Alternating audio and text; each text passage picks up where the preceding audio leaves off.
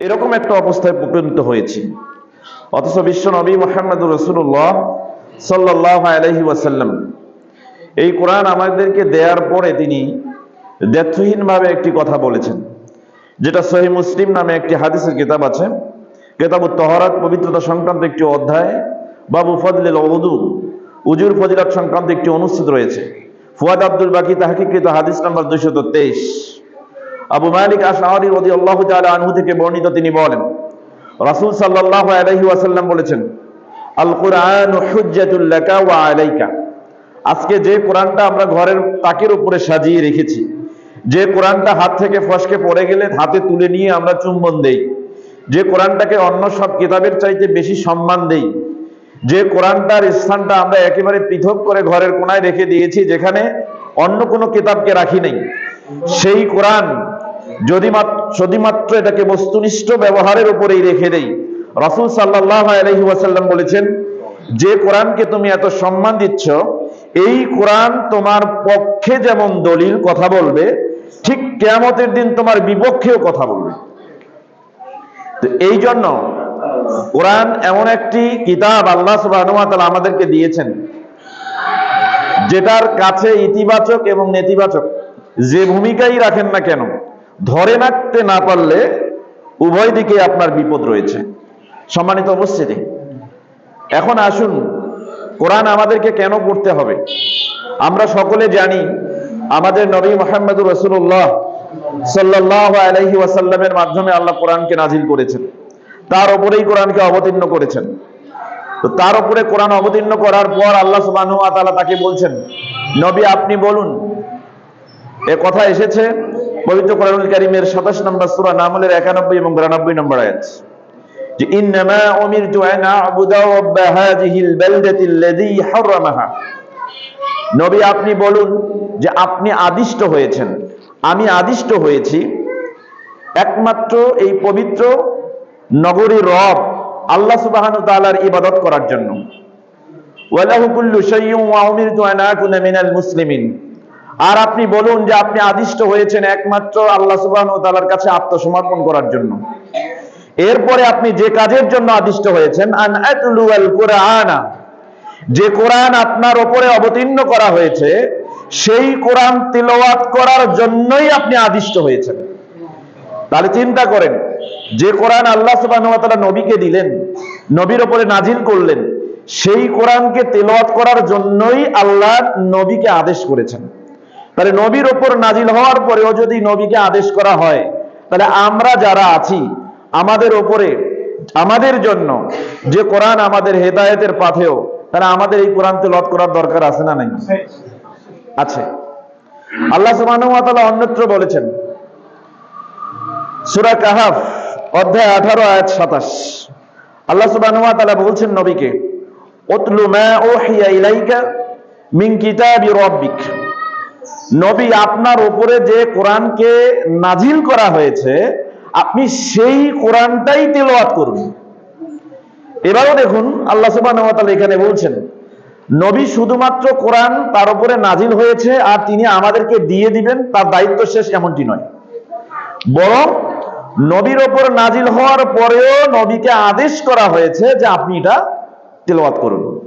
তাহলে আমাদের জন্য কোরআন নাজিল করা হয়েছে, আমাদের পথের দিশা এই কোরআনে, আমাদের হেদায়েত এই কোরআনে, এবং আমাদের পরিচালনার পথে একমাত্র এই কোরআন।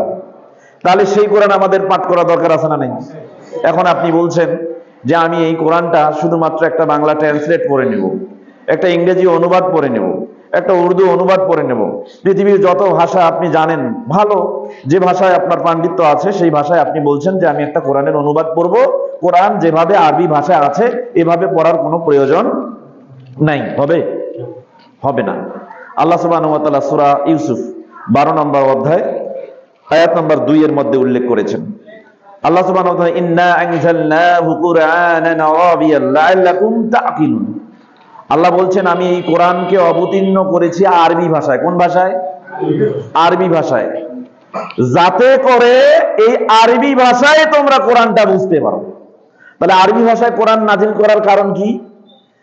যাতে করে আমরা আরবি ভাষায় কোরআনটা সহজেই বুঝতে পারি, যে ভাষায় আমরা কোরআনকে সহজেই বুঝবো, আল্লাহ সেই ভাষায় কিন্তু কোরআনকে নাজিল করেছেন। সে ভাষাটার নাম কি? আরবি ভাষা। তাহলে কোরআন কোন ভাষায় পড়তে হবে এবার বলেন? তাহলে আমাদের কোরআন কি আরবি ভাষা না ইংরেজি ভাষায়? কোন ভাষায় আছে? তা আমরা কি পড়তেছি? বোঝার জন্য পড়তেছি।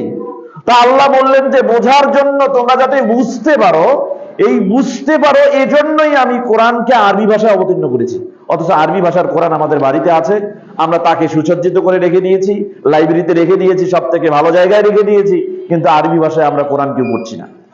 ম্যাক্সিমাম আপনার এলাকায় জরিপ চালান, 99% লোক দেখবেন আরবি ভাষায় খুব ভালোভাবে কোরআন তিলাওয়াত করতে পারে না। তো এদের কি কোরআন তিলাওয়াত করার কোনো দায় নাই? কোরআন বোঝার জন্য আরবি ভাষায় কোরআন পড়ার জন্য কোনো আবশ্যকতা নেই? চিন্তা করে দেখেন।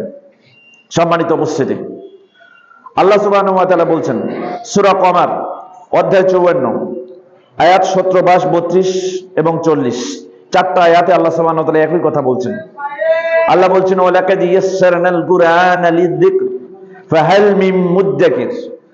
আমি তোমাদের জন্য উপদেশ হিসেবে এই কোরআনকে সহজ করে দিয়েছি। উপদেশ মানে তোমরা যা ভালো কথা গ্রহণ করবে, সেই ভালো কথার উপদেশ সমৃদ্ধ এই কোরআনকে আমি তোমাদের জন্য নাজিল করেছি, সহজ করে দিয়েছি। সুতরাং তোমাদের মধ্যে কে আছে এটাকে বুঝতে চাও, বুঝে নাও, এটা তোমাদের জন্য সহজ। তাহলে আল্লাহ সুবহানাহু ওয়া তাআলা কোরআনকে আমাদের জন্য সহজ করে দিয়েছেন, বোঝার জন্য সহজ করে দিয়েছেন। কিন্তু আমরা কি বুঝতে চাচ্ছি? আমরা কি বোঝার জন্য সামনে অগ্রসর হয়েছি? আমরা কি আমাদের প্রতিক্রিয়া ব্যক্ত করেছি? আমাদের কি ইচ্ছা পোষণ করেছি যে কোরআনকে আমরা আরবি ভাষায় পড়ে বুঝতে চাই?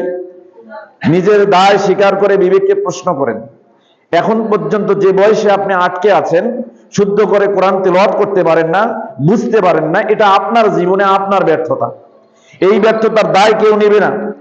চিন্তা করে দেখেন।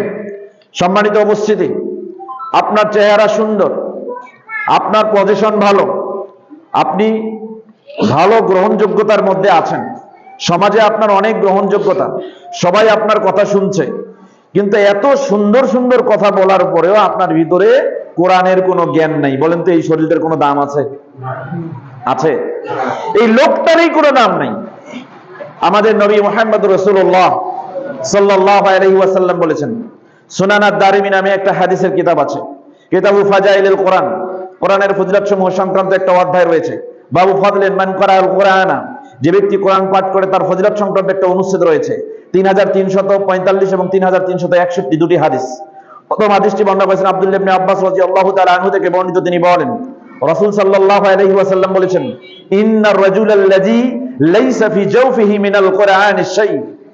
ওই ব্যক্তি, যে ব্যক্তির চেহারা সুন্দর, ওই ব্যক্তি যে ব্যক্তির গ্রহণযোগ্যতা সমাজে অনেক, ওই ব্যক্তি যে ব্যক্তি নিজেকে সবার মধ্যে দামি প্রমাণ করেছে, ওই ব্যক্তি এত সুন্দর হওয়ার পরেও ওই ব্যক্তির শরীরের ভিতরে যদি কোরআনের কোনো অংশ না থাকে, তাহলে ওই চেহারাটা, ওই শরীরটা কেমন? রাসূল বলেছেন কাবাইতুল খারাব, একটা বিরান বাড়ি যেমন, বিরান ঘর যেমন, যে ঘরে মানুষ থাকে না, মানুষ উপকার নেয় না, তেলাপোকা থাকে, ছুঁচো থাকে, ইঁদুর বিড়াল থাকে, এই ঘরটা যেমন, ওই লোকটার শরীরটাও আল্লাহর কাছে তেমন। চিন্তা করেন, আপনি পৃথিবীতে কোথাও নিরাপত্তা পাবেন না, কোনো কিতাব পড়ে নিরাপত্তা পাবেন না, কোনো সংবিধান পড়ে নিরাপত্তা পাবেন না, আপনার কোথাও নিরাপত্তার বাণী আপনাকে কেউ শুনিয়ে দিতে পারবে না। অথচ আপনার নবী মুহাম্মদ রাসূলুল্লাহ সাল্লাল্লাহু আলাইহি ওয়াসাল্লাম বলেছেন, 3361 নম্বর হাদিস, সুনান আদ-দারিমি, আব্দুল্লাহ ইবনে মাসউদ রাদিয়াল্লাহু তাআলা আনহু থেকে বর্ণিত। তিনি বলেন রাসূল সাল্লাল্লাহু আলাইহি ওয়াসাল্লাম বলেছেন, ইন্না হাযাল কুরআনা মা'দাবাতুল্লাহ, নিশ্চয়ই এই কোরআন আল্লাহর সরাইখানা। সরাইখানা বোঝেন? সরাইখানা বুঝছেন? সরাইখানা বোঝেন না? এমন একটা সময় ছিল, রাজা বাদশারা রাস্তায় চলা পথিকদের জন্য একটা হোটেল খুলে দিত। কোন পথিক অনেক দূর রাস্তা অতিক্রম করার পর যখন তৃষ্ণার্ত হতো, পিপাসা লাগতো, কোথায় পানি পান করবে? তখন ওই বাদশার সরাইখানায় ঢুকে সেখানে তৃপ্তি সহকারে পানি পান করবে। অথবা কোনো পথিকের যদি খিদা লাগতো, তাহলে বাদশার ওই সরাইখানায় ঢুকে সে ভালো করে তৃপ্তি সহকারে খাবার গ্রহণ করত। এটা বিনামূল্যে ফ্রি দিয়ে দিত। চিন্তা করেন, পথিকের জন্য সরাইখানা। অনুরূপভাবে আল্লাহ সুবহানাহু ওয়া তাআলা বলছেন, পৃথিবীতে কোনো মানুষের জন্য কোরআন হলো সরাইখানা। ফামান দাখালা ফীহি ফাহুয়া আমিনুন, যদি কোনো ব্যক্তি এই কোরআনের ভিতরে প্রবেশ করে, কোরআনের নিকটবর্তী হয়, সে পৃথিবী এবং পরকালে সম্পূর্ণ নিরাপদ। তা আমরা কি চাই না আমাদের নিরাপত্তা? আমরা কি চাই আমাদের নিরাপত্তা? নিরাপত্তা যদি চান তাহলে পৃথিবীতে আপনাকে সর্বোত্তম মানুষে পরিণত হতে হবে। সেটা কিভাবে? রাসূল সাল্লাল্লাহু আলাইহি ওয়াসাল্লাম বলেছেন, বুখারী এবং মিশকাত দুটি হাদিসের কিতাবে হাদিসটি আসছে। মিশকাতুল মাসাবি, কিতাবু ফাজাইলুল কোরআন, কোরআনের ফজিলত সমূহ সংক্রান্ত একটা অধ্যায় রয়েছে, আল ফাসলুল আউয়াল, প্রথম পরিচ্ছেদ, হাদিস নাম্বার 2109। উসমান বিন আফফান রাদিয়াল্লাহু তাআলা আনহু থেকে বর্ণিত, তিনি বলেন, ক্বালা রাসূলুল্লাহ সাল্লাল্লাহু আলাইহি ওয়াসাল্লাম, রাসূল সাল্লাল্লাহু আলাইহি ওয়াসাল্লাম বলেছেন, খায়রুকুম মান তাআল্লামাল কুরআনা ওয়া আল্লামা, তোমাদের মধ্যে ওই ব্যক্তি সবথেকে উত্তম, যেহেতু নবী এ কথা বলেছেন, তোমাদের মধ্যে সবথেকে ওই ব্যক্তি উত্তম, তার চাইতে উত্তম আর কেউ পৃথিবীতে হতে পারে না কারো কথায়। রাসূল বলেছেন, তোমাদের মধ্যে পৃথিবীতে সবথেকে ওই ব্যক্তি উত্তম, যে ব্যক্তি নিজে কোরআন শিখে এবং অন্যকে শিখায়। তা আপনি কোনটার মধ্যে আছেন? আপনি কোনটার মধ্যে আছেন? না নিজে শিখছেন, না অন্যকে শেখাচ্ছেন, তাহলে কোনটার মধ্যে আপনি আছেন? তা পৃথিবীতে যদি আপনি উত্তম হতে না পারেন, কিয়ামতেও আপনি উত্তম হতে পারবেন না। এই জন্য নবী সাল্লাল্লাহু আলাইহি ওয়াসাল্লাম বলেছেন, সহিহ মুসলিম, মিশকাত দুটি হাদিসের কিতাবে হাদিসটি আসছে। মিশকাতুল মাসাবি, কিতাবু ফাজাইলুল কোরআন, কোরআনের ফজিলত সমূহ সংক্রান্ত একটি অধ্যায় রয়েছে, আল ফাসলুল আউয়াল, প্রথম পরিচ্ছেদ, হাদিস নাম্বার 2120। আবু উমামা বাহিলি রাদিয়াল্লাহু তাআলা আনহু থেকে বর্ণিত, তিনি বলেন, ক্বালা রাসূলুল্লাহ সাল্লাল্লাহু আলাইহি ওয়াসাল্লাম, রাসূল সাল্লাল্লাহু আলাইহি ওয়াসাল্লাম বলেছেন, ইকরাউল কুরআনা ইয়াতি ইয়াউমাল কিয়ামাতি শাফিআন লিআসহাবিহি, তোমরা কোরআন পাঠ করো, কোরআনকে পড়ো, যে ব্যক্তি কোরআন পড়ে কাল কিয়ামতের দিনে এই কোরআন ওই ব্যক্তির জন্য আল্লাহর কাছে সুপারিশকারী হবে এবং তাকে জান্নাতে নিয়ে যাবে। চিন্তা করেন, তাহলে পৃথিবীতে উত্তম হওয়ার জন্য আপনাকে কোরআন পড়তে হবে, আপনার শরীরকে উত্তম করার জন্য কোরআন পড়তে হবে। আপনি যদি পরকালে উত্তম হতে চান তাহলে কোরআন পড়তে হবে। অনুরূপ ভাবে আপনি জান্নাতে যেতে চান, জান্নাতে যাওয়ার পরেও জান্নাতে কিন্তু স্তর রয়েছে, সবাই উত্তম স্তরে পৌঁছাতে পারবে না। তো উত্তম স্তরে যদি আপনি পৌঁছাতে চান তাহলে সেই ক্ষেত্রে কি করা হবে? মুসনাদে আহমদে একটি হাদিস আসছে, মিশকাতুল মাসাবি, কিতাবু ফাজাইলুল কোরআন, কোরআনের ফজিলত সমূহ সংক্রান্ত একটি অধ্যায় রয়েছে, আল ফাসলুস সানি, দ্বিতীয় পরিচ্ছেদ, 2134 নম্বর হাদিস। আব্দুল্লাহ ইবনে আমর রাদিয়াল্লাহু তাআলা আনহু থেকে বর্ণিত, তিনি বলেন, ক্বালা রাসূলুল্লাহ সাল্লাল্লাহু আলাইহি ওয়াসাল্লাম, রাসূল সাল্লাল্লাহু আলাইহি ওয়াসাল্লাম বলেছেন, ইউকায়ালু লি সাহিবিল কোরআন, কাল কিয়ামতের দিন কোরআনের যে সাহেব, কোরআন যে পাঠকারী, কোরআন ধারণকারী, কোরআনকে উপলব্ধিকারী, এই ব্যক্তিকে কাল কিয়ামতের দিন বলা হবে, কি বলা হবে? ইকরা ওয়ারতাক ওয়ারাতিল কামা কুনতা তুরাতিলু ফিদ দুনিয়া, তুমি কোরআন পাঠ করো আর জান্নাতের সিঁড়ি বেয়ে উপরে উঠতে থাকো। চিন্তা করেন, আল্লাহ সুবহানাহু ওয়া তাআলা কাল কিয়ামতের দিন সুযোগ দিবেন আপনাকে। যদি দুনিয়াতে আপনি কোরআন পড়েন তাহলে জান্নাতে যাওয়ার যদি সুযোগ হয়, আল্লাহ আপনাকে বলবেন তুমি পাঠ করো আর সিঁড়ি বেয়ে বেয়ে জান্নাতের উঁচু জায়গায় উঠতে থাকো। ওয়ারাতিল কামা কুনতা তুরাতিলু ফিদ দুনিয়া, ওইভাবে তেলাওয়াত করো যেভাবে দুনিয়াতে তেলাওয়াত করেছো। চিন্তা করেন, আপনি দুনিয়াতে কোরআন পড়েন নাই, দুনিয়াতে কোরআন পড়া আপনার নাই, কোরআন বোঝা আপনার নাই, কোরআনের কাছে আসা নাই, কোরআন নিয়ে গবেষণা নাই, কোরআনকে তাকের উপরে সজ্জিত লিখেছেন, অথচ কত নভেল পড়েছেন, কত উপন্যাস পড়েছেন, কত গল্প পড়েছেন, কত কাহিনী পড়েছেন, কত ইতিহাস পড়েছেন, কত লিটারেচার পড়েছেন, এত কিছু পড়েছেন, কোরআন পড়েন নাই। বলেন কাল কিয়ামতের দিন জান্নাতের কোন স্তরে আপনার জায়গা হবে? কোন স্তরে জায়গা হবে? একটু উপলব্ধি করেন। আল্লাহ নবী মুহাম্মদুর রাসূলুল্লাহ সাল্লাল্লাহু আলাইহি ওয়াসাল্লাম বলেছেন, ফা ইন্না মানজিলাকা ইনদা আখির আয়াতিন তাকরাউহা, তুমি কোরআন পাঠ করো আর সিঁড়ি বেয়ে বেয়ে বেয়ে বেয়ে উপরে উঠতে থাকো, জান্নাতের স্তরগুলো অতিক্রম করো, তোমার শেষ স্থান হবে, তোমার তিলাওয়াত করা যেখানে থামবে সেই স্তরে গিয়ে তোমার স্তরটা হবে জান্নাতের মধ্যে। চিন্তা করছেন? তো আপনাদের কোনো উদ্বেগ আছে যে এই কোরআনটা আমাদেরকে পড়তে হবে, এই কোরআন তেলাওয়াত করতে হবে? আর এই পৃথিবীতে আমাকে এমন একটা কিতাব বলেন তো যার একটা অক্ষর বা একটা শব্দ বললে নেকি হয়? আছে? আছে। অথচ এইরকম কত কিতাব, কত বই আপনি পড়েছেন, কত কিতাব, কত বই পড়েছেন, যে কিতাব, যে বই পড়ে একটা শব্দ পড়ে বা একটা অক্ষর পড়ে অথবা পুরা লাইন পড়ে অথবা পুরা ঘটনা, গল্প, ইতিহাস পড়ে এত সওয়াব লাভ হয় না। অথচ আপনার আল্লাহ সুবহানাহু ওয়া তাআলা যে কিতাব আপনাকে দিয়েছেন, যে কিতাব আপনার গাইডলাইনের জন্য দেয়া হয়েছে, এর প্রত্যেকটা অক্ষর যদি পাঠ করেন, প্রত্যেকটা অক্ষরের বিনিময়ে 10টা করে নেকি আল্লাহ আপনার আমলনামায় দিবেন। তিরমিজিতে হাদিস আসছে, মিশকাতুল মাসাবি কিতাবু ফাজাইলুল কোরআন, কোরআনের ফজিলত সমূহ সংক্রান্ত একটা অধ্যায় রয়েছে, আল ফাসলুস সানি, দ্বিতীয় পরিচ্ছেদ, হাদিস নাম্বার 2137।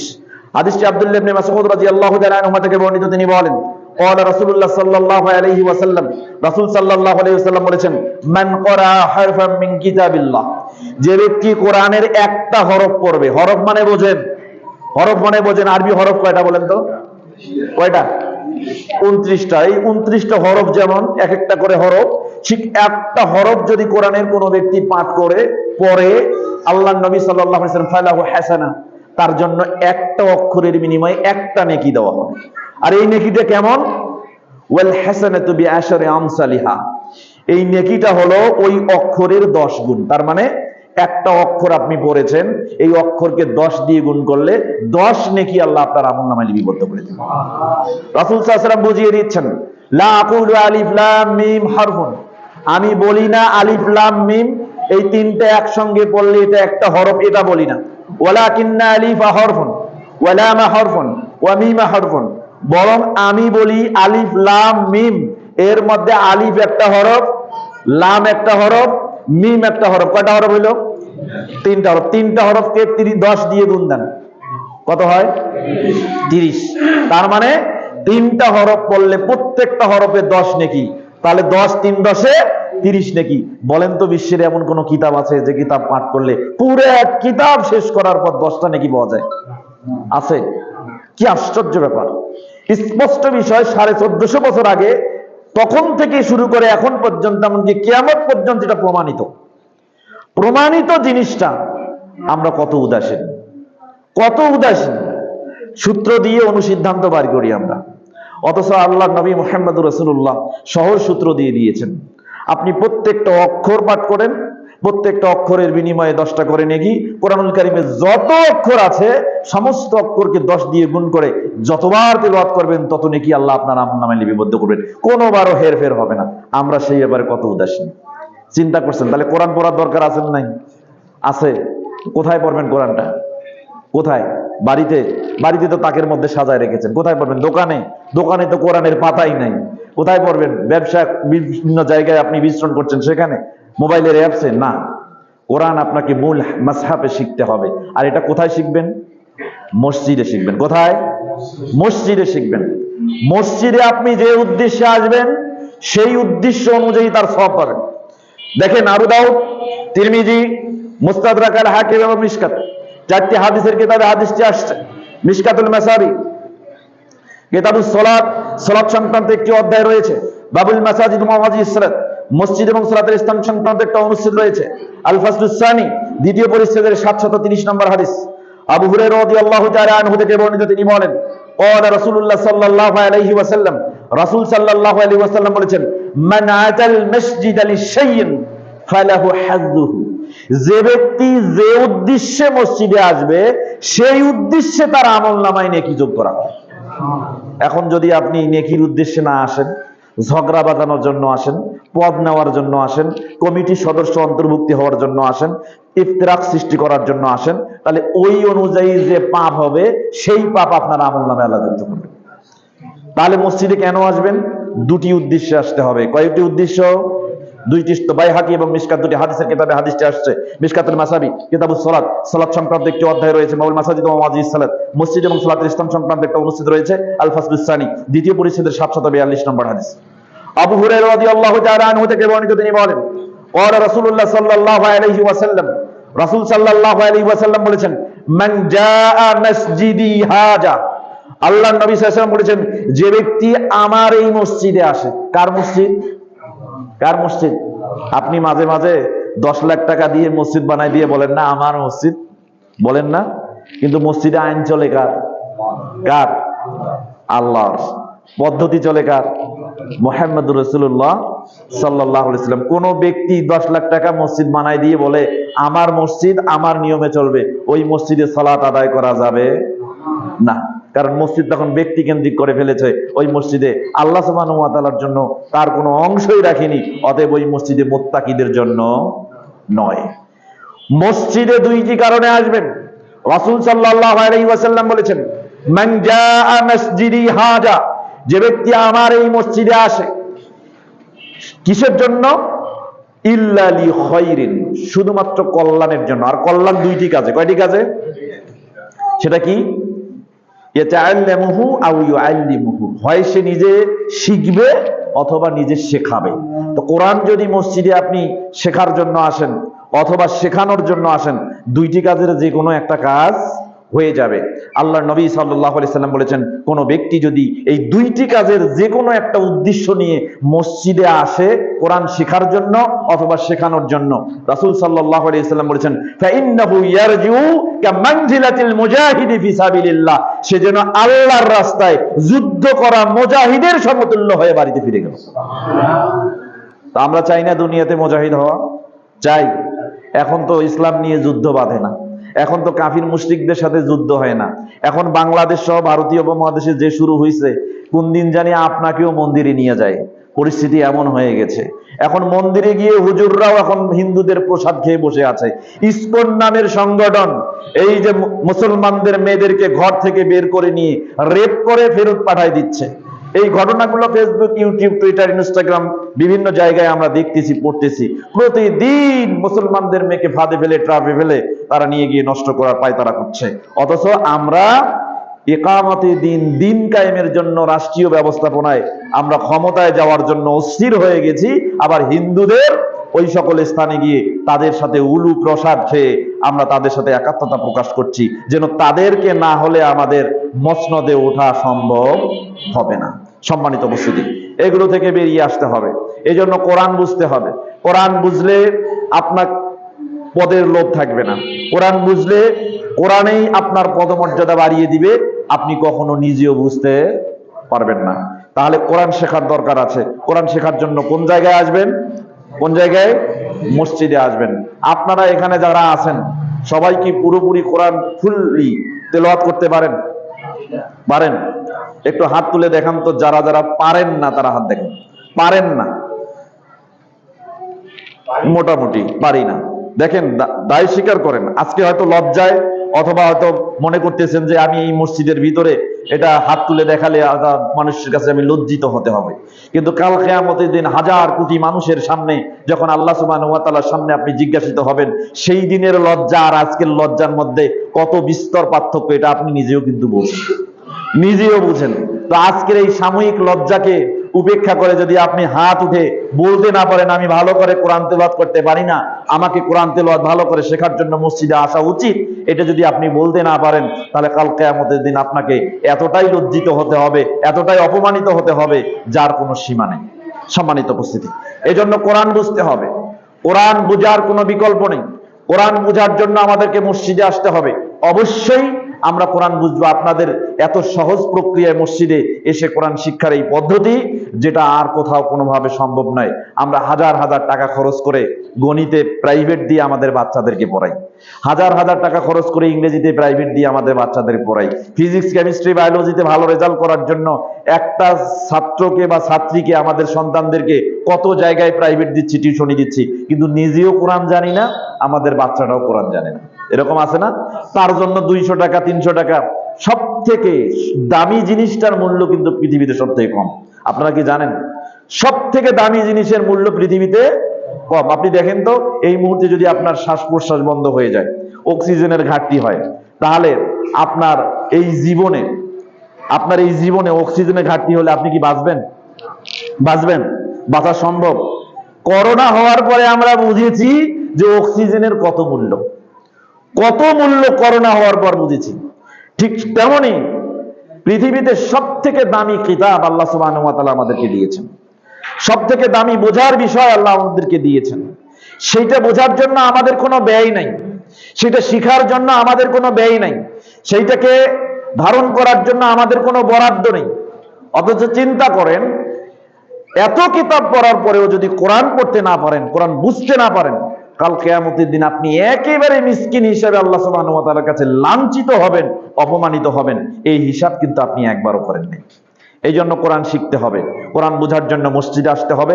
প্রয়োজনে কোরআন শিক্ষার কোর্স যেটা এখানে করা হচ্ছে বা চালু করা হচ্ছে, এই কোরআন শিক্ষার কোর্সে আপনার সামান্য অর্থ ব্যয় হলেও আপনাকে জীবনে কোরআন শিখে মরতে হবে। কোরআন না শিখে আপনি মরতে পারবেন না। কারণ কোরআনের ওপরেই আপনাকে প্রশ্ন করা হবে। কোন প্রশ্ন ফিজিক্স, কেমিস্ট্রি, বায়োলজির উপরে করা হবে না। যারা এই ডিসিপ্লিনের উপরে অনার্স মাস্টার্স করছে অথচ কোরআন বোঝে না। কোন লিটারেচারের উপরে কোশ্চেন করা হবে না, অথচ লিটারেচারে আপনি মাস্টার ডিগ্রি করেছেন। এরকম পৃথিবীতে কোন ডিসিপ্লিনের উপরে আপনাকে কোশ্চেন করা হবে না, অথচ কত ডিসিপ্লিনের উপরে মানুষ অনার্স মাস্টার্স করে বসে আছে, কোরআন বোঝে না। আপনি মরে গেলেন, দেখেন হাদিস আসছে আবু দাউদ, তিরমিজি, ইবনু মাজাহ, দারিমি, দারাকুতনি এবং মিশকাত, 7টা হাদিসের কিতাবে হাদিসটি আসছে। মিশকাতুল মাসাবি কিতাবুল ঈমান, ঈমান সংক্রান্ত একটি অধ্যায় রয়েছে। বাবু ইসবাতে আযাবিল কবর, কবরে আযাবের প্রমাণ সংক্রান্ত একটি অনুচ্ছেদ, আল ফাসলুস সানি, দ্বিতীয় পরিচ্ছেদের 131 নম্বর হাদিস। বারা ইবনে আজিব থেকে বর্ণিত, তিনি বলেন রাসূল সাল্লাল্লাহু আলাইহি সাল্লাম বলেছেন, একজন ব্যক্তি যখন মরে যায়, মরে যাওয়ার পরে কি আমরা কবরের সাইড দিয়ে কতক্ষণ থাকি বলেন তো? কতক্ষণ থাকি? 1 ঘন্টা কি কোনোদিন থেকেছেন? থাকেন নাই। নিজের বাপ মারা গেছে, নিজের মা মারা গেছে, আদরের সন্তান মারা গেছে, তারপরেও কবরের পাশে কবরে মাটি দেওয়ার পরে আধা ঘন্টা বসে আছেন এমন কেউ আছেন? নাই। আধা ঘন্টা সময় থাকতে পারি না, শুরু হয়ে গেল কবরে কি হবে। দেখেন একটু, এই হাদিসের মধ্যে আসছে নবী সাল্লাল্লাহু আলাইহি ওয়াসাল্লাম বলছেন, যখন মানুষেরা চলে গেল তখন 2 জন ফেরেশতা আছে, ফায়ুজ লিসানিহি, তাকে উঠে বসাবে। আপনি মরে গেলেন, আপনাকে উঠার পরে কি করবে? উঠে বসাবে। এরপর প্রশ্ন করা হবে কয়টি বলেন তো? কয়টি প্রশ্ন করা হবে? 3টা। জানেন না আপনারা? প্রশ্ন ফাঁস হয় নাই, ফাঁস হয় নাই। কিন্তু কোনোদিনও প্রশ্ন যে ফাঁস হয়েছে, প্রশ্ন কিন্তু আপনি পড়েন নাই, প্রশ্নের উত্তর পড়েন নাই, যদিও জানা, কিন্তু নিজ চোখে দেখে আপনি পড়েন নাই। পড়ছেন? পড়েন নাই। প্রথম প্রশ্ন হবে মান রব্বুকা, তোমার রব কে? তখন যদি সে পারে বলবে রব্বি আল্লাহ। দ্বিতীয় প্রশ্ন করা হবে মা দীনুকা, তোমার দিন কি, তোমার জীবন ব্যবস্থা কি? তবে দিন ইয়াল ইসলাম। এরপরে প্রশ্ন করা হবে কি বলেন তো? আমাদের নবী সাল্লাল্লাহু আলাইহি ওয়াসাল্লামকে দেখিয়ে বলা হবে মা হাজার রাজুলু বুইসা ফিকুম, আচ্ছা এই ব্যক্তিটা কে যে তোমাদের মধ্যে প্রেরিত হয়েছিল, তোমাদের মধ্যে আসছিল? যদি কেউ জানে তাহলে বলবে ওয়া মুহাম্মাদুর রাসূলুল্লাহ সাল্লাল্লাহু আলাইহি ওয়াসাল্লাম। আচ্ছা দেখেন, আপনার ছেলেটা এসএসসি তে জিপিএ গোল্ডেন 5 পাইছে, এইচএসসি তে জিপিএ গোল্ডেন 5 পাইছে, এরপর মেডিকেল ভর্তি পরীক্ষায় সর্বোচ্চ মেধা স্কোর নিয়ে সে ঢাকা মেডিকেল কলেজে উত্তীর্ণ হয়েছে। যখন আপনার ছেলেটা সবচেয়ে ভালো রেজাল্ট করে ঢাকা মেডিকেল কলেজে টিকে এখানে ভর্তি হয়ে যায়, তখন পাশের বাড়ির যে ছেলেটা আবার ইন্টারমিডিয়েট পরীক্ষা দিবে, তার বাবা এসে আপনাকে জিজ্ঞাসা করছে তোমার ছেলেকে কোথায় পড়াইছো, কোন কোচিং করাইছো, কোন মাস্টারের কাছে দিছো? প্রশ্ন করে না? আরে এমনিতেই তো বোঝা গেল ওর ছেলে পড়ছে, ভালো করছে, ওর পেছনে খাটাখাটি করছে, অনেক পরিশ্রম করছে, যার কারণে সে ঢাকা মেডিকেল কলেজে চান্স পাইছে। তারপরেও সে প্রশ্ন করে না? তা আপনি যখন কবরে 3টা প্রশ্নের উত্তর পেয়ে যাবেন, তখন আপনাকে সম্পূরক আরেকটি কোশ্চেন করা হবে, আরেকটি প্রশ্ন করা হবে। তাহলে প্রশ্ন কয়টা হইল? 4টা। সম্পূরক প্রশ্ন করা হবে, বলা হবে মা ইউদরিকা, তুমি কিভাবে এত উত্তর জানলে? যেমন আমরা বলি তোমার ছেলেকে কোথায় পড়াইছো, কোন মাস্টারের কাছে দিছো, ঠিক তেমনই ফেরেশতা প্রশ্ন করবে মা ইউদরিক, তুমি কেমনে এগুলো জানলে, কিভাবে জানলে, তুমি এই প্রশ্নের এত স্বচ্ছ উত্তর সুন্দরভাবে কেমনে দিতে পারলা? তখন আপনি যদি পারেন জবাব দেবেন করাতু কিতাবাল্লাহ, আমি আল্লাহর কিতাব পড়েছি। কেমনে জানছেন? আল্লাহর কিতাব পড়ে। আল্লাহর কিতাবের নাম কি? নাম কি? কোরআন। পড়তেই পারেন না, প্রশ্নের উত্তর দিতে পারবেন? বলেন, পড়তেই পারেন না। কোরআন পড়ার জন্য কখনো আপনি আগ্রহ প্রকাশ করেন নাই, কোরআন বোঝার জন্য মসজিদে আসেন নাই, কোনো কোর্স করেন নাই, টাকা ব্যয় করেন নাই, কোনো কোর্সে পড়ে আপনি কখনো কোরআনকে বুঝতে চেষ্টা করেন নাই, তাহলে কেমনি উত্তর দিবেন বলেন? কেমনি উত্তর দিবেন? সম্ভব? সম্ভব না। সম্মানিত উপস্থিতি, এই জন্য কবরে প্রশ্নের উত্তর দিতে গেলেও আপনাকে কি করতে হবে? কি করতে হবে? কোরআন পড়তে হবে। তাহলে আমরা কি কোরআন পড়তে চাই? চাই, সবাই চাই।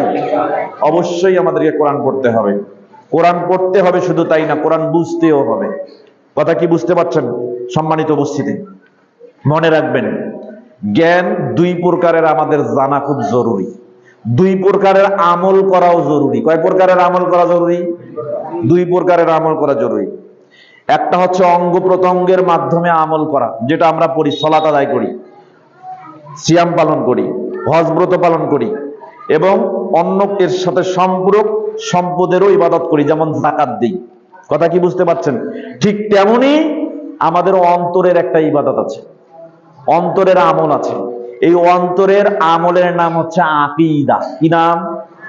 কি নাম বলেন তো? এই জগৎকে কে সৃষ্টি করেছেন? আপনি কি দেখেছেন? দেখেছেন? কেউ দেখছেন এই জগৎ আল্লাহ সৃষ্টি করছে? দেখেন নাই। আমরা যে ইসলামে আছি, এই ইসলামের পথ আমাদেরকে কে বাতিয়ে দিয়েছেন? মুহাম্মদুর রাসূলুল্লাহ সাল্লাল্লাহু আলাইহি ওয়াসাল্লাম। আমরা কেউ দেখেছেন? দেখেছেন? দেখেন নাই। এই পৃথিবীতে চলতে গেলে একজন মানুষকে অনুসরণ করতে হবে। তিনি কে? কে? মুহাম্মদুর রাসূলুল্লাহ সাল্লাল্লাহু আলাইহি ওয়াসাল্লাম। দেখেছেন কেউ? তাকে কেউ দেখেছেন? তার সঙ্গ পেয়েছেন? তার সাথে কথা বলতে পেরেছেন? পারেননি। অথচ চিন্তা করেন, আমরা এটা বিশ্বাস করি, এটা আমরা লালন করি, এটাতে যদি কেউ প্রলেপ লাগায়, কেউ আঘাত করে, কেউ প্রশ্নবিদ্ধ করে, কেউ বাধা দেয়, আমরা তাকে প্রতিহত করার চেষ্টা করি। কিসের জন্য বলেন তো? কিসের জন্য? আকীদার জন্য। কিসের জন্য? আকীদার জন্য। এই জন্য সালেহ ইবনে ফাওজান আল ফাওজান হাফিজাহুল্লাহ আকীদাতুত তাওহীদের 9 নম্বর পৃষ্ঠার মধ্যে উল্লেখ করেছেন, ওয়া রাবাতুশ শাই, কোন জিনিসকে আঁকড়ে ধরা, বেঁধে ফেলা, কোন জিনিসকে আঁকড়ে ধরা বা বেঁধে ফেলা, মায়ুদিনু বিহিল ইনসান, মানুষ যেটাকে দিন মনে করে, ধর্ম মনে করে, জীবন ব্যবস্থা মনে করে, এটার নাম হচ্ছে আকীদা। আমরা ওইটাকে বাঁধিয়ে নিয়েছি আমাদের অন্তরে, যে আমাদের নবী মুহাম্মদুর রাসূলুল্লাহ সাল্লাল্লাহু আলাইহি ওয়াসাল্লাম অন্তরে বেঁধে নিয়েছি। একজন ব্যক্তিকে অনুসরণ করতে হবে, তাকে দেখি নাই, তিনি হচ্ছে মুহাম্মদুর রাসূলুল্লাহ সাল্লাল্লাহু আলাইহি ওয়াসাল্লাম। একজনকে আমরা বিশ্বাস করেছি, গোটা বিশ্ব জগৎ সৃষ্টি করেছেন, তিনি হচ্ছেন আল্লাহ, তাকে দেখি নাই কিন্তু বিশ্বাস করেছি। আমরা বিশ্বাস করি এই পৃথিবীকে জমিন স্বরূপ আমাদের জন্য করে দিয়েছেন যিনি, তিনি হচ্ছেন আল্লাহ। আসমানকে ছাদ স্বরূপ করে দিয়েছেন যিনি, তিনি হচ্ছেন আল্লাহ। দেখি নাই কিন্তু বিশ্বাস করি। এটার নাম কি? আকীদা। এটার নাম কি?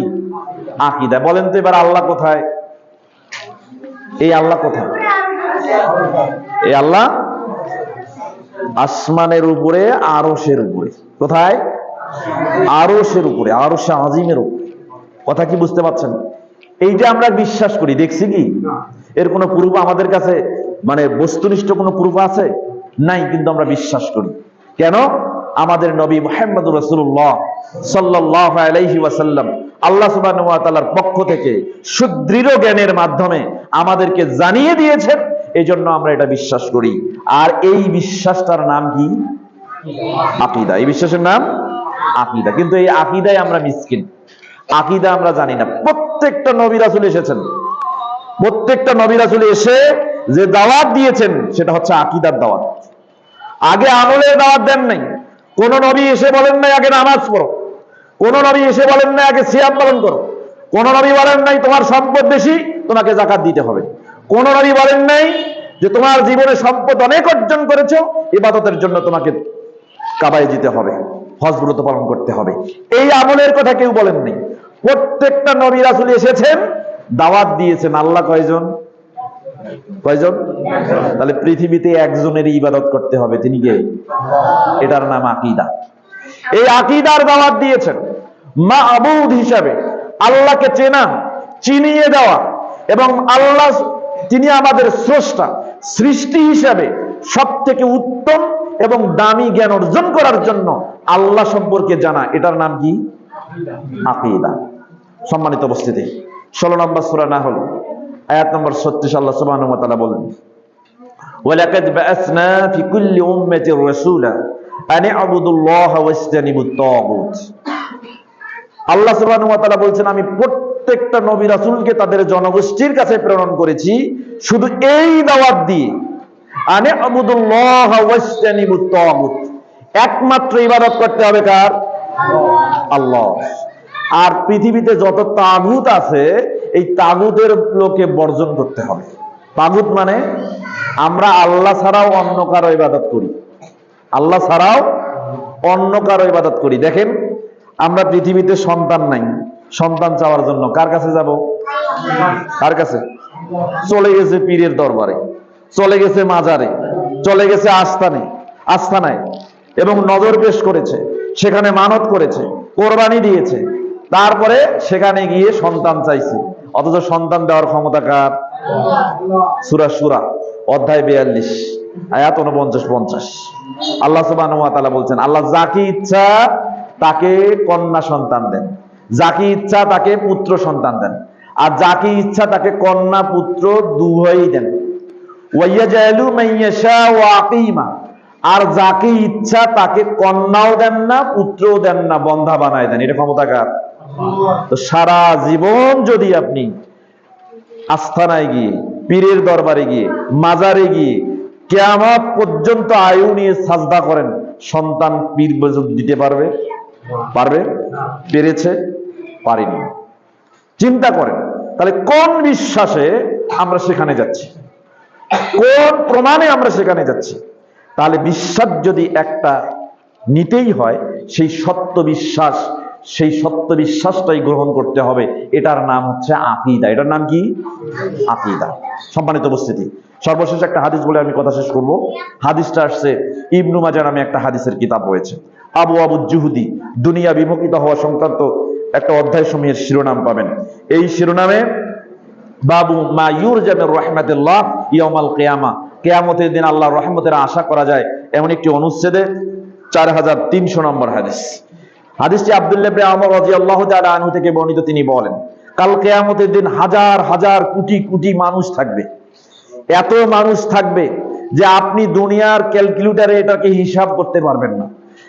পৃথিবী যখন থেকে শুরু হয়েছে তখন থেকে কিয়ামত পর্যন্ত আল্লাহ সুবহানাহু ওয়া তাআলা অসংখ্য মানুষকে একত্রিত করবেন। সমস্ত মানুষকে একত্রিত করার পর নবী সাল্লাল্লাহু আলাইহি সাল্লাম বলেছেন, ইউসাহু বিরাজুলিন মিন উম্মতি আলা রুউসিল খালাইক, সমস্ত মানুষের মধ্য থেকে একজন ব্যক্তিকে আল্লাহ কাছে টানে নেবেন। কাছে টানা নেওয়ার পরে ফায়ানশারু লাহু 99 সিজিল্লান, তার 99টা পাপের দপ্তর তার সামনে পেশ করা হবে। চিন্তা করেন, একটা করে পাপের দপ্তর কত বড়? রাসূল সাল্লাল্লাহু আলাইহি ওয়াসাল্লাম বলেন, কুল্লু সিজিল্লিন মাদ্দাল বাসার, একটা করে পাপের দপ্তর হবে আপনার চোখের সীমা, আপনার এখান থেকে যত দূর যায় ততদূর পর্যন্ত লম্বা এবং প্রশস্ত একটা করে পাপের দপ্তর থাকবে, সব আপনার পাপ লেখা থাকবে। আল্লাহ সুবহানাহু ওয়া তাআলা পাপের দপ্তর সামনে নেওয়ার পরে আপনাকে জিজ্ঞেস করবে, হাল তুনকিরু মিন হাযা শাইয়া, আচ্ছা দেখো তো আমার বান্দা, তুমি দেখো তো এই পাপের দপ্তরগুলো তোমার, তুমি কি এর কোনো একটাকে অস্বীকার করো? কোনো একটাকে অস্বীকার করো?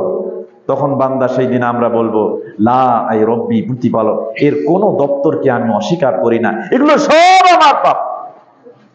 তখন আল্লাহ আবার দ্বিতীয়বার বলবেন, দেখো তো আজলামাতকা কাতিবাতিল হাফিজুন, আমার যে ফেরেশতারা এগুলো লেখে, এই পাপগুলো লেখে, দেখো তো আমার এই পাপ ফেরেশতা তোমার এই পাপগুলো তোমার উপরে জুলুম করে লিখেছে কিনা, তোমার উপর অত্যাচার করে লিখেছে কিনা, দেখো তো। তখন সে বলবে, লা রব্বি, প্রতিপালক, না, এই পাপগুলো আমার, এগুলো সত্যই লিখেছে। তখন আল্লাহ বলবেন, আলাকা উজরুন আলাকা হাসানাতুন, আচ্ছা তোমার কি এই পাপগুলো করেছো এর কোনো কারণ আছে? যে এই কারণে তুমি এই পাপ করেছো, এই কারণে এই পাপ করেছো, এর কোনো কারণ আছে? অথবা তোমার কাছে কি কোনো নেকি আছে যে নেকি দিয়ে তোমার এই পাপগুলো সব মাফ করে দেওয়া হবে? তখন ওই বান্দা ফায়াহাবুর রাজুলু ওয়া ইয়াকুলু লা আই রব্বি, লোকটা খুব ভীত সন্ত্রস্ত হয়ে যাবে, ভয়ে ভীতু হয়ে কাঁপতে কাঁপতে আল্লাহর সামনে বলবে, আল্লাহ আমার কোনো নেকি নাই যে নেকি দিয়ে এই পাপগুলোকে মোচন করা হবে, কোনো কারণ নাই, বিনা কারণে আমি স্বেচ্ছায় এই পাপগুলো করেছি।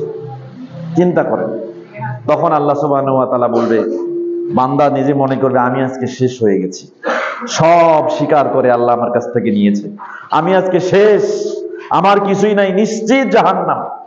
আল্লাহ তখন তাকে বলবে, ইন্নালাকা ইনদানা হাসানাত, তোমার একটা নেকি আমি আল্লাহর কাছে জমা আছে। লা জুলমা আলাইকাল ইয়াউম, যে নেকিটার কারণে আজকে তোমার উপর কোনো জুলুম করা হবে না।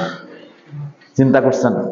ফাতুখরাজু লাহুল বিতাকাত, এরপর তার জন্য ছোট্ট একটা চিরকুট নিয়ে আসা হবে, একটা ছোট্ট ছোট্ট কাগজের টুকরা তার সামনে পেশ করা হবে। সেখানে লেখা আছে ফিহা লা ইলাহা ইল্লাল্লাহ ওয়া আন্না মুহাম্মাদান আবদুহু ওয়া রাসূলুহু, অর্থাৎ কালিমা শাহাদা যেটাকে আমরা বলি, এইটা লেখা থাকবে। তখন বান্দা বলবে রব্বি হাজিহিল বিতাকাতু মা তিলকা সিজিল্লাহ, হে আমার রব, এই ছোট্ট একটা পত্র কাগজের টুকরা কোথায়, আর কোথায় 99টা পাপের দপ্তর? এই 99টা পাপের দপ্তরের সামনে এই ছোট্ট কাগজের কি মূল্য আছে? তখন আল্লাহ সুবহানাহু ওয়া তাআলা বলবে লা যুলমা আলাইকাল ইয়াউম, এই পত্রের কারণে তোমার উপরে আজ কোনো জুলুম করা হবে না। ফা তুজাহুল বিতাকাত ফি কিফাতিন, এরপরে ওই ছোট্ট টুকরাটা একটা পাল্লায় রাখা হবে। ওয়াসিজিল্লাতু ফি কিফাতিন, আর 99টা পাপের দপ্তর আরেকটা পাল্লাতে রাখা হবে। রাসূল সাল্লাল্লাহু আলাইহি ওয়াসাল্লাম বলেছেন ফাতাশাতিস সিজিল্লাত ওয়া সাকুলাতিল বিতাকাত, যখন দুই পাল্লায় রাখা হয়ে যাবে তখন ওই চিরকুটটার ওজন ভারী হতে হতে নিচের দিকে নামতে থাকবে, আর পাপের দপ্তরের ওজন পাতলা হতে হতে উপরের দিকে উঠতে থাকবে। চিন্তা করছেন?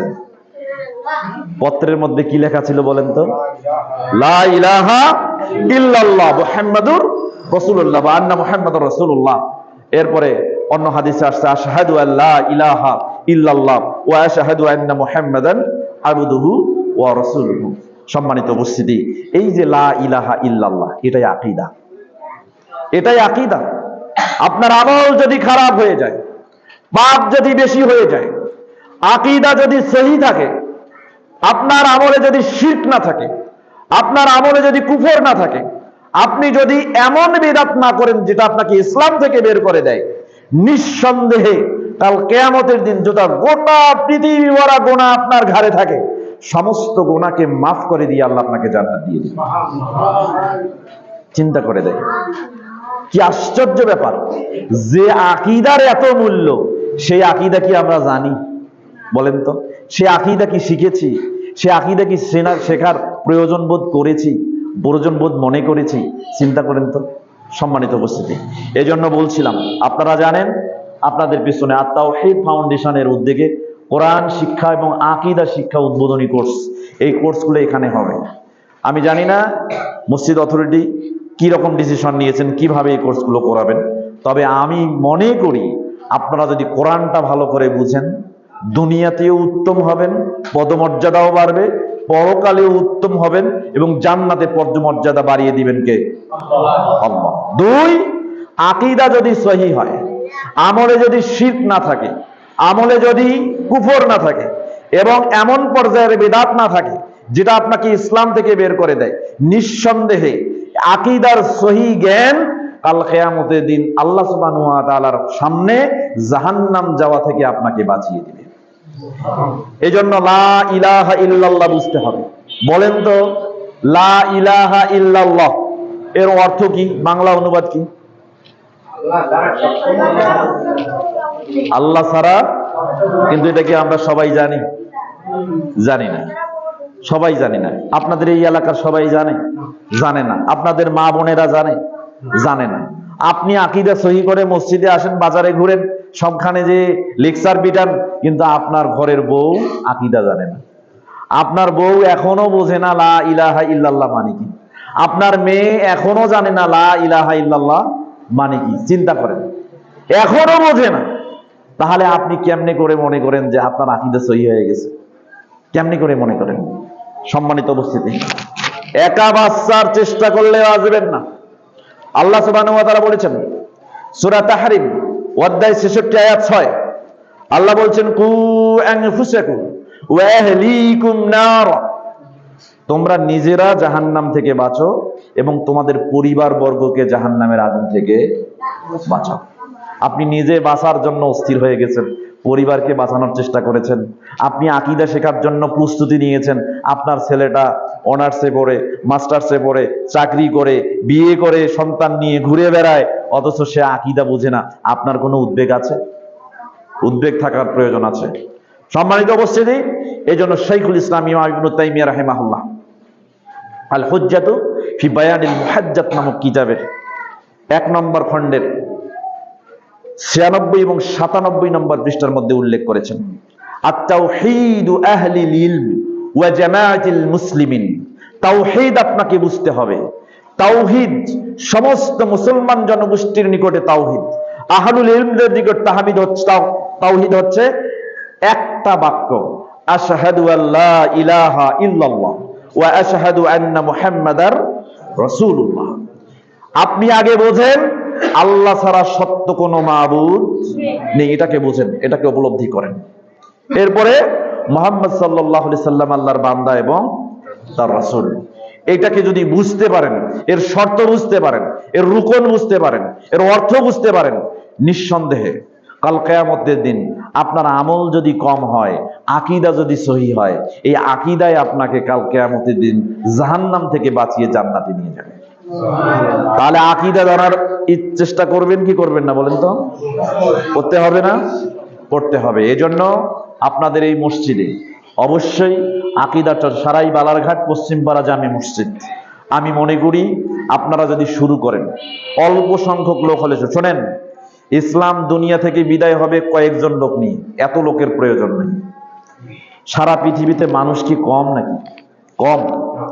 600 কোটির উপরে মানুষ। সব মানুষ কি জান্নাতে যাবে? সব মানুষ কি জাহান্নামে যাবে? জান্নাত জাহান্নাম তো এমনি সৃষ্টি করা হয়নি। জান্নাত জাহান্নাম আল্লাহ তার ইচ্ছা অনুযায়ী সৃষ্টি করেছেন, এবং ইচ্ছা অনুযায়ী এই পৃথিবীতে যত মানুষ আছে, যাদেরকে জাহান্নামের জন্য লিপিবদ্ধ করেছেন জাহান্নামে যাবে, যাদেরকে জান্নাতের জন্য লিপিবদ্ধ করেছেন জান্নাতে যাবে। যারা আমলে সুনির্দিষ্ট আমল করে আকীদাকে সহি করে, নিঃসন্দেহে তাদের প্রতিদান ভালো, এতে কোনো সন্দেহ নেই।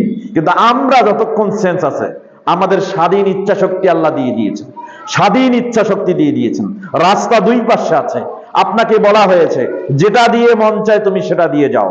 তাহলে ইচ্ছা এখানে আমার স্বাধীন। আল্লাহ সুবহানাহু ওয়া তাআলা বলেন, ইন্না হাদাইনাহুস সাবিলা ইম্মা শাকিরান ওয়া ইম্মা কাফুরা। তুমি হয় কৃতজ্ঞ হও, না হয় অকৃতজ্ঞ হও। রাস্তা দুটাকে দুটোই বাতি দেওয়া হয়েছে, আপনি কোন পথে চলবেন এই ব্যাপারে আপনি স্বাধীন। আপনার স্বাধীন চেতনাকে ব্যবহার করে আপনি সহি আকীদাকে ধারণ করেন। আপনার স্বাধীন ইচ্ছাকে ব্যবহার করে কোরআনুল কারীমের মতো পৃথিবীর সেরা গ্রন্থ, কিতাব, যেটা আল্লাহ সুবহানাহু ওয়া তাআলা মানব জাতির হিদায়াতের জন্য প্রেরণ করেছেন, সত্য মিথ্যার পার্থক্য করার জন্য প্রেরণ করেছেন, এটাকে শিখতে হবে। এটা শেখার জন্য অগ্রগামী ভূমিকা রাখুন, এবং বালারঘাট পশ্চিমপাড়া জামে মসজিদে আপনারা এর ক্ষুদ্র পরিসরে একটা মার্কাজ তৈরি করেন, যেটার মাধ্যমে এক এক করে আপনারা যেন রোল মডেল হতে পারেন। আস্তে আস্তে অন্য অন্য মসজিদগুলোতে যেন আপনাদের দেখে এরকম ব্যবস্থাপনা গ্রহণ করে। পারবেন না? পারবেন না? অন্তত নিজের পরিবারকে অন্তত বাঁচানোর জন্য আমরা এই প্রচেষ্টা করব। আল্লাহ সুবহানাহু ওয়া তাআলা কোরআন শিক্ষার প্রতি যে গুরুত্ব আরোপ করা হয়েছে, সেটাতে যেন আমরা অগ্রগামী ভূমিকা রাখতে পারি, এবং আকীদা, বিশুদ্ধ আকীদা নিয়ে যেন আমরা মৃত্যুবরণ করতে পারি, সেজন্য